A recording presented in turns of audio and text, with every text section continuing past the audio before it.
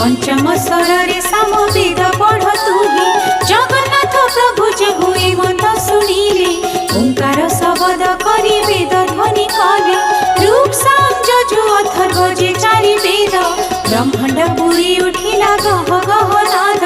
पलक उपरे जे कमला शोइथिले निस्तरिले बोली न बोइले कोटि कोटि जन्मर पाप कहेला क्षय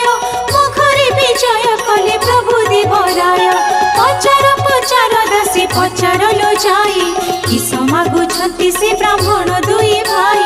धाई जाए मधुसूली तांकु पचारिले कि मागुछ पंडा माने कह तुम्हे भले जगन्नाथ कहउछन्ति दासी मुख चाहि